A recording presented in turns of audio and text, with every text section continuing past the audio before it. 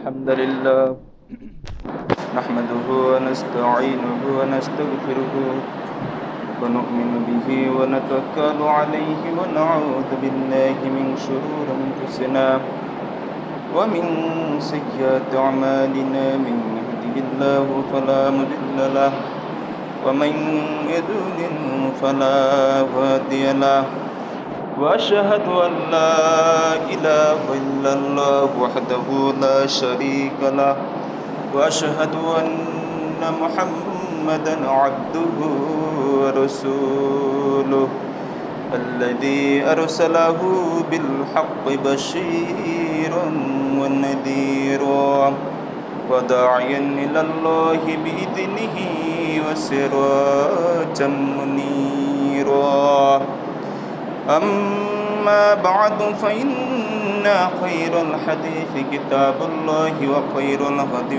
هدي محمد صلى الله عليه وسلم وشر الأمور محدثاتها وكل محدثة بدعة وكل بدعة ضلالة وكل ضلالة في النار أعوذ بالله من الشيطان الرجيم بسم الله الرحمن الرحيم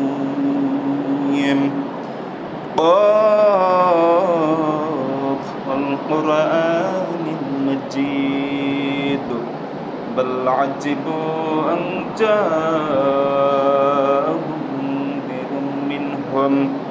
فقال الكافرون هذا شيء عجيب أئذا متنا وكنا ترابا ذلك رجع بعيد قد علمنا ما تنقص الأرض منهم وعندنا كتاب حفيظ بل كذبوا بالحق لما جاءهم فهم في أمر مريج أفلم ينظروا إلى السماء فوقهم كيف بنيناها وزيناها وما لها من فروج والأرض مددناها وألقينا فيها رواسي وأنبتنا فيها من كل زوج بهيج تبصرة وذكرى لكل عبد منيب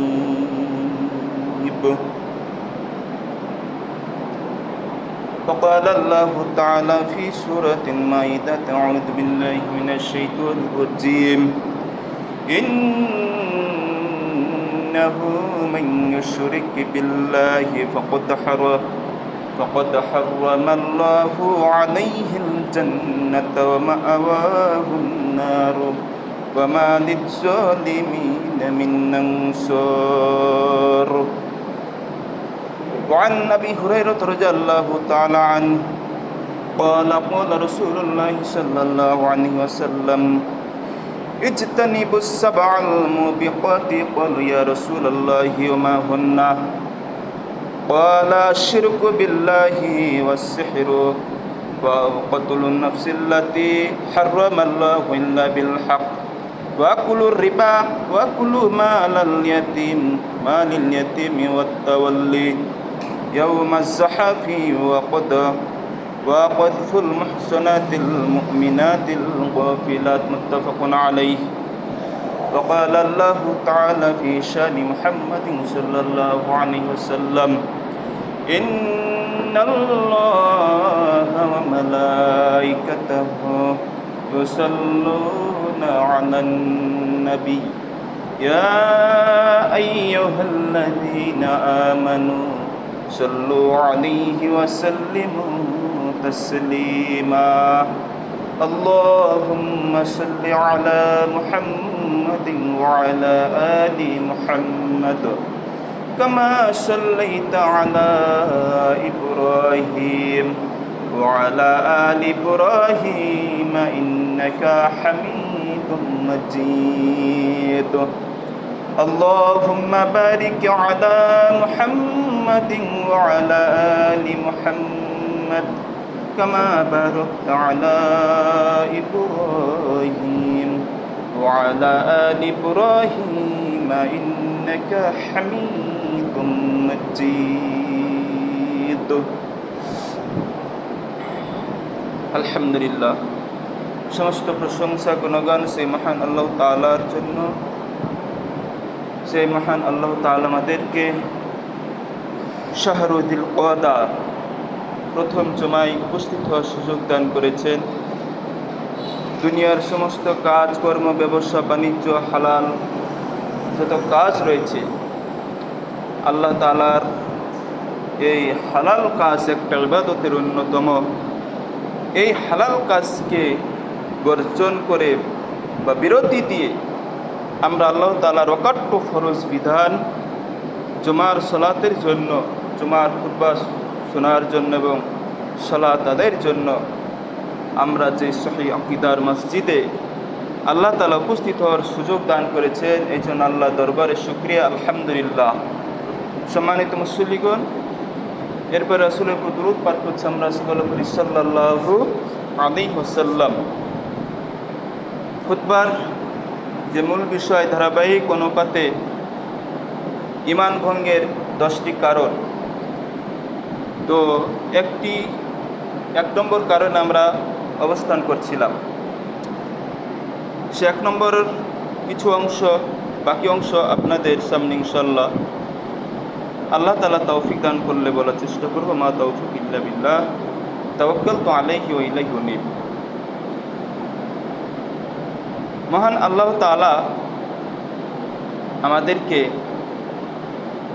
যত রকম নিয়ামত দান করেছে, এই নিয়ামতগুলোকে আমরা যদি সঠিক উপায়ে ভোগ করে সঠিকভাবে শুকরিয়া আদায় করি, তাহলে অনেকেই ঈমান রক্ষার একটা উপকরণ হিসেবে আমরা পেয়ে যাই।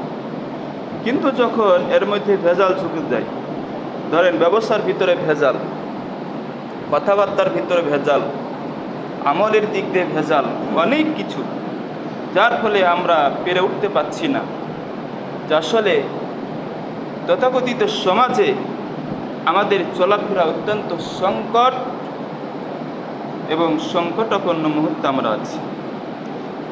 তারপর আল্লাহর কাছে এই জন্য শুকরিয়া আছে, বিগত পূর্বের অতীতের পরিস্থিতি চাইতে বর্তমানে আল্লাহ তাআলা আমাদেরকে মুসলিম মিল্লাতের আমাদের একটি অংশকে, যারা আল্লাহ এবং রাসূলের অকাট্যভাবে অনুসরণ করতে চায়, তাদেরকে আল্লাহ তাআলা অনেকটাই হেফাজতে রাখছেন। এই জন্য আলহামদুলিল্লাহ।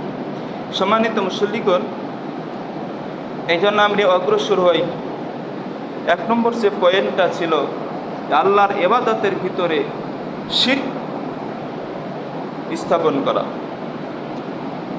তো মহান আল্লাহ তাআলা সূরা ফাতিরের 13 এবং 14 নম্বর আয়াতে বলছেন, ওয়াল্লাযীনা তাদউনা মিন দুনিহি, যারা তোমরা যাদেরকে ডাকো আল্লাহর পরিবর্তে, মা ইয়ামলিকুনা, তারা মালিকানা করতে পারে না, মিন কিতমির, খেজুরের আটিরও অধিকারী নয়। খেজুরের আটি অর্থাৎ যে বিচি আমরা ফেলে দিই খেজুর খাওয়ার পরে, আল্লাহ তাআলা বলছেন সেই খেজুরের বিচি বা আটিরও তারা মালিকানার বা অধিকারী নয়। কিতমির শব্দের অর্থ হলো খেজুরের আটিকে এটা বোঝানো হয়েছে। এবং আরব প্রদেশে, জাজিরাতুল আরব, আরবের অন্যান্য সহযোগী যত রাষ্ট্র রয়েছে এবং তাদের যে মাতৃভাষা এবং আরবি ভাষা, আরবি মূল শব্দ যেটা কিতমির ব্যবহার করা হয়, এটা খেজুরের বিচি বা আটিকে বোঝানো হয়। তা আল্লাহ তাআলা বলছেন, এই খেজুরের বিচির বা আটিরও তোমরা অধিকারী নও এবং যাদেরকে ডাকছো তারাও এর অধিকারী নয়। লা ইয়াসমাউ দুআআকুম, তারা তোমাদের দোয়া শুনতে পায় না, তোমাদের ডাক শুনতে পায় না। ওয়ালাউ সামিউ মাস্তাজাবু লাকুম ইয়াউমাল কিয়ামাতি, যদিও তারা শুনে থাকে কিন্তু কিয়ামতের দিন তোমাদের ডাকে সাড়া দিবে না, অর্থাৎ তোমাদের ডাকের উত্তর দিবে না।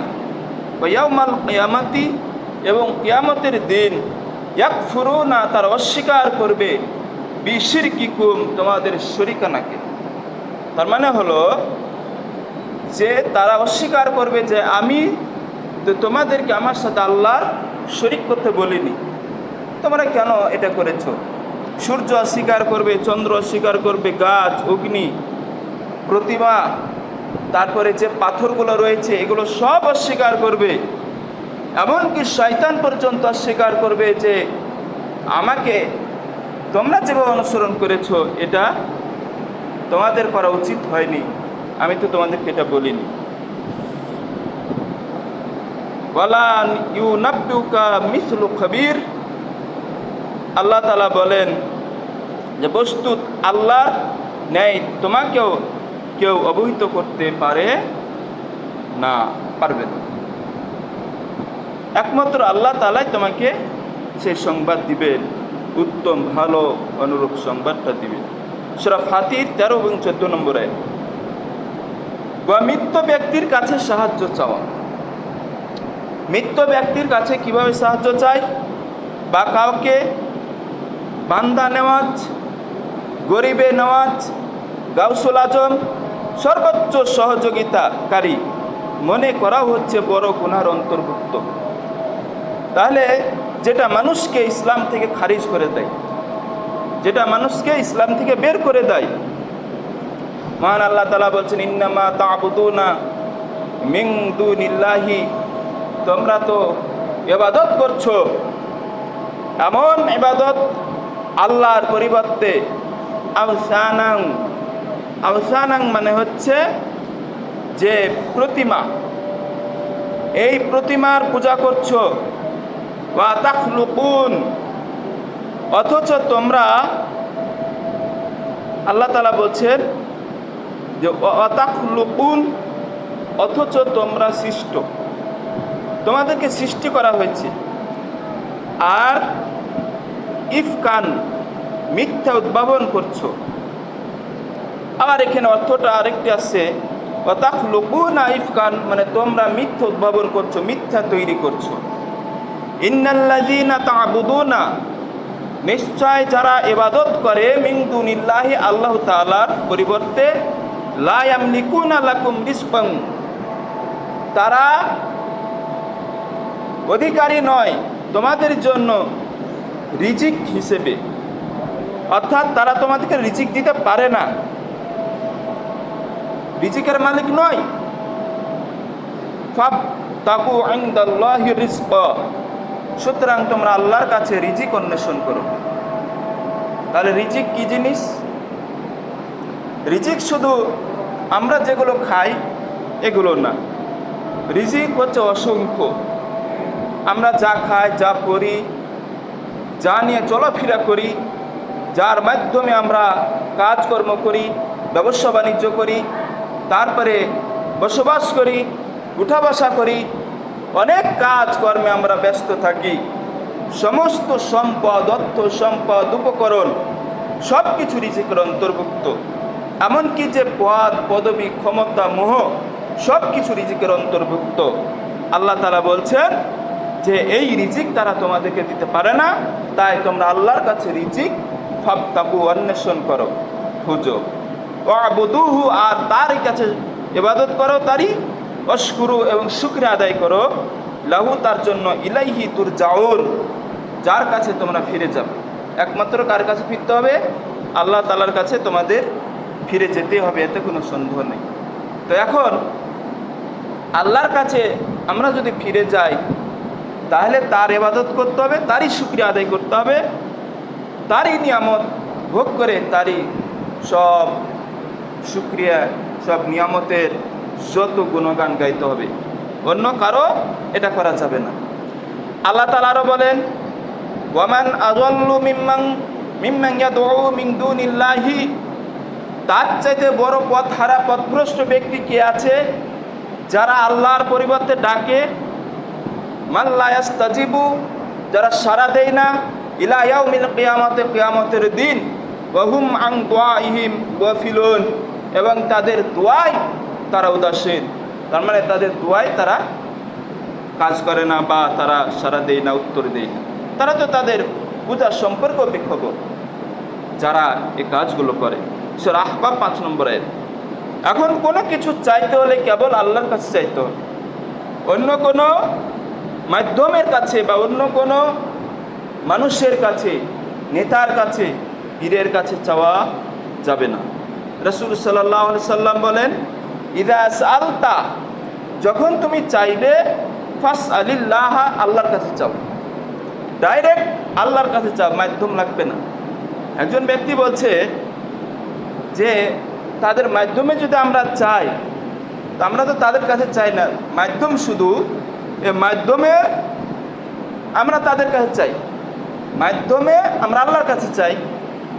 তো কাফির মুশরিকরা বলে যে আমরা প্রতিমা পূজা করছি, এই জন্য করছি যেগুলো আল্লাহর নিকটবর্তী আমাদের করে দিবে। আল্লাহর কথা এগুলো। আল্লাহ বলছেন যে তারা এমন উক্তি ব্যবহার করে যে আল্লাহর নিকটবর্তী আমাদেরকে করে দিবে, এই জন্য তাদের প্রতিমা পূজা করছি। তো এই ভাই ঠিক বিকল্প প্রশ্ন করে ফেলছে যে আমরা তাদের মাধ্যমে চাচ্ছি বা পীরের মাধ্যমে চাচ্ছি, কোনো মানুষের মাধ্যমে বা কারো হুজুরের মাধ্যমে চাচ্ছি, এই জন্য যে আমার চাওয়া আল্লাহ কবুল করতে পারে না পারে, তাহলে তার মাধ্যমে চাইলে আল্লাহ আমাকে দিবে, কাজে তার মাধ্যমে চাচ্ছি। তো আমি বললাম আপনি চাইবেন ঠিকই আছে, কিন্তু এর পিছনে তো শক্ত কোনো প্রমাণ থাকবে। প্রমাণটা হলো ইসলামিক প্রমাণ থাকতে হবে, কোরআন এবং হাদিস, সহিহ হাদিস। এর বাইরে তো আপনি যেতে পারবেন না। আল্লাহ যদি বলতেন যে না মাধ্যম দিয়েও চাওয়া যাবে, মাধ্যম দিয়ে চাইবে, তাহলে চাইতে পারো। এটা কি আছে দেখেন, সূরা,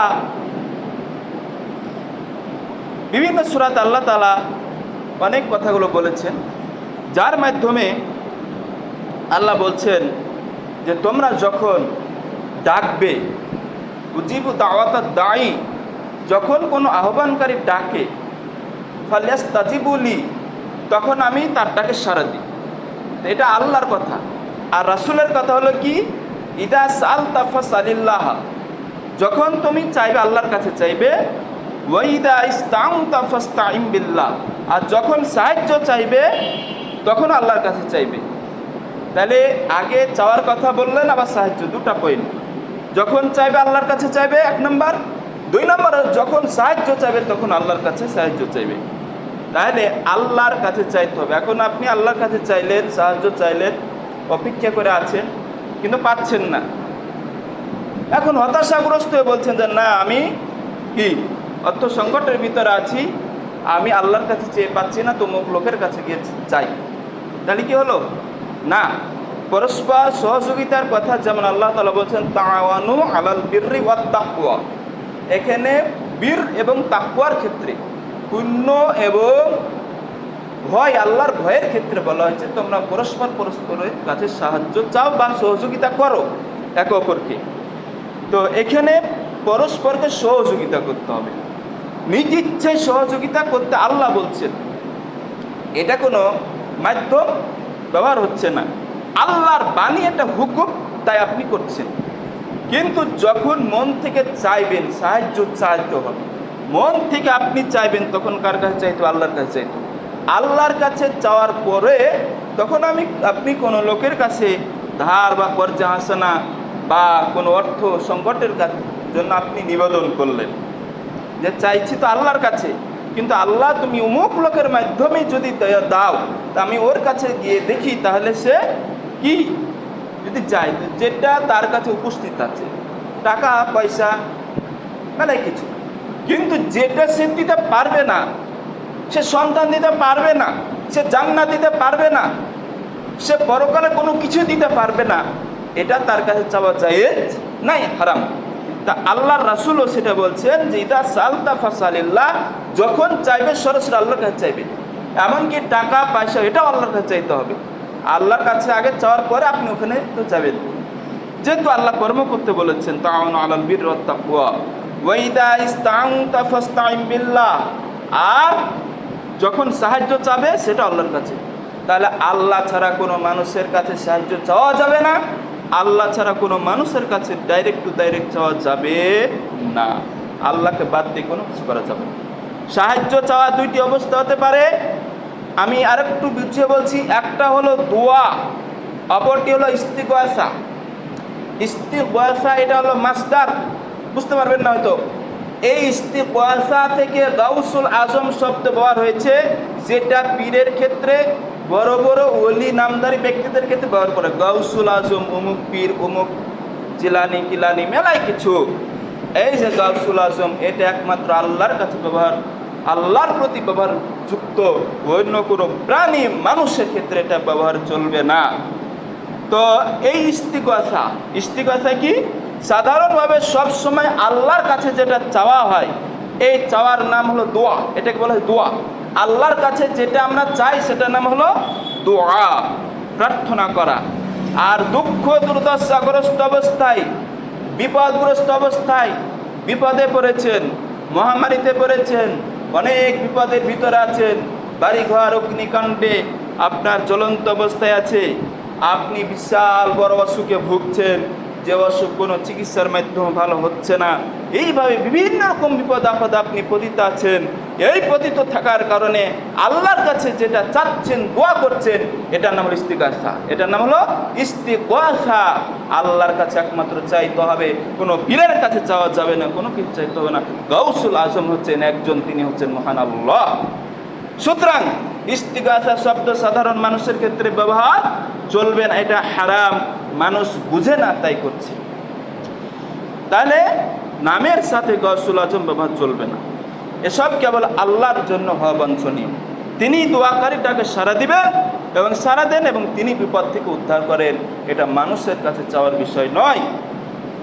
আল্লাহ ব্যতীত, আল্লাহ ব্যতীত মৃত বা জীবিত কারো নামে মানত করা শিরক। মানত করতে হবে একমাত্র আল্লাহর জন্য। আল্লাহ, আমার এই ছেলেটা মরণ ব্যাধি বা বিরাট বড় অসুখে ভুগছে, তুমি যদি সুস্থ করে দাও, তাহলে আমি তোমার জন্য, তোমাকে খুশি করার জন্য আমি সিয়াম রাখবো। এইভাবে এই উদ্দেশ্য করে মানত করতে হবে একমাত্র আল্লাহর জন্য। কোনো মানুষের নামে মানত করা যাবে না, মৃত ব্যক্তির নামে মানত করা যাবে না, শাহজালাল ইয়ামানির নামে মানত করা যাবে না, শাহ মাকদুমের নামে মানত করা যাবে না, কোনো পীরের নামে মানত করা যাবে না, কোনো কিছুর নামে মানত করা যাবে না, হোক সে মৃত হোক সে জীবিত। তাহলে এগুলো করলে কি ঈমান থেকে বের হয়ে যাবে। আমি নাম্বার 1 নম্বরে আছি এখনো। আম্মা জান আয়েশা সিদ্দিকা রাদিয়াল্লাহু তাআলা আনহা বলেন, রাসূল সাল্লাল্লাহু আলাইহি সাল্লাম বলেছেন, মান নাযারা, যে ব্যক্তি নজর করলো, যে ব্যক্তি মানত করলো, আইনুতি আল্লাহ, আল্লাহকে দেওয়ার জন্য। আল্লাহ তো আমাদেরকে দিবে, আপনি আল্লাহকে আবার কি দিবেন? আল্লাহকে দেওয়ার জন্য যে ব্যক্তি মানত করলো, ফালিউতিহু, আল্লাহ অবশ্যই তাকে দিবেন। ওয়ামান নাযারা, আর যে ব্যক্তি মানত করেছে আইয়াসি আল্লাহ, আল্লাহকে অমান্য করে আল্লাহর পরিবর্তে অন্য কিছুর নামে, তাহলে ফালা ইয়াসি, আল্লাহ তাকেও কি করবেন? ফিরিয়ে দিবে। অর্থাৎ তার নাফরমানি সে করবে, সে এই মানতের কার্যকারিতা হারাবে। সম্মানিত মুসলিগণ, তাহলে আল্লাহ তাকে অবশ্যই সেখান থেকে কোনো কিছুই দিবে না, কারণ সে মানত করলো আল্লাহকে বাদ দিয়ে অন্য কিছুর নামে। তাহলে এই নাফরমানিমূলক কাজে যদি মানত করে, তাহলে সে যেন তার নাফরমানি না করে, এই নাফরমানি থেকে বিরত থাকতে হবে। অর্থাৎ মানত পুরা না করে, সে মানত যেন না করে। অনেক ক্ষেত্রে মানুষ নিয়াত করে ফেলে পাপ কাজের, বাস্তবে করে না, কারণ ওই সময় হয়তো আল্লাহ তার অন্তরে হেদায়েতের নূর দিয়েছে, যার ফলে সে সেখান থেকে স্টপ ব্যাকিং হয়ে চলে এসেছে, ফিরে গেছে। সম্মানিত মুসল্লিগণ, তাইলে আমাদের এই শিরকি মানত থেকে বেঁচে থাকতে হবে। বিদায়সা এই শিরকি মানত পূর্ণ করা হারাম, হারাম, হারাম। এরও মানতের নিয়াত করলে তা ত্যাগ করতে হবে।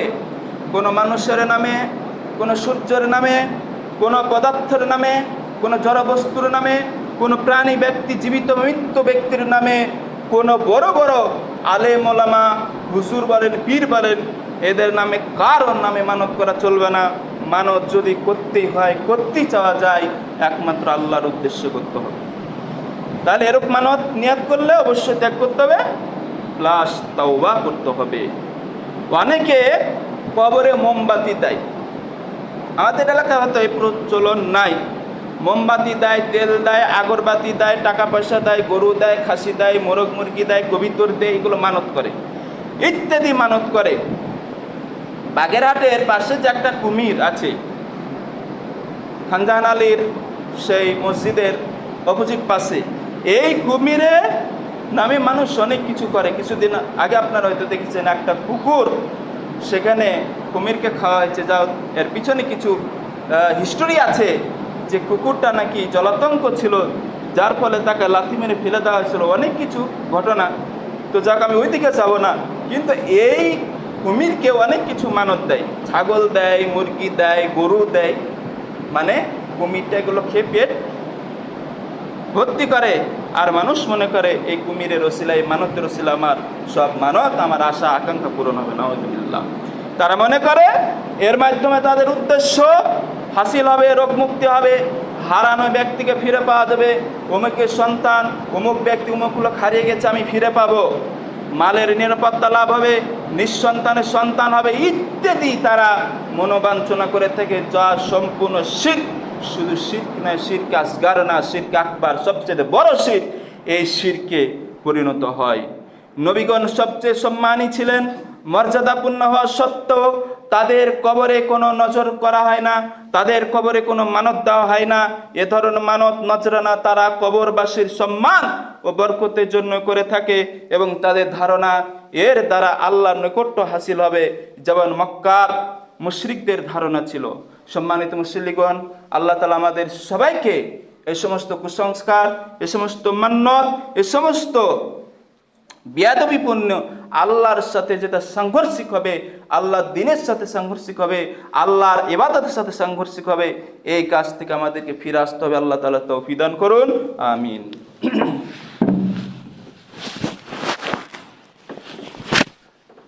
ইন্নাল হামদুলিল্লাহ, সালাতু ওয়াসসালামু আলা মান লা নাবিয়্যা বা'দাহু, আউযু বিল্লাহি মিনাশ শাইতানির রাজীম।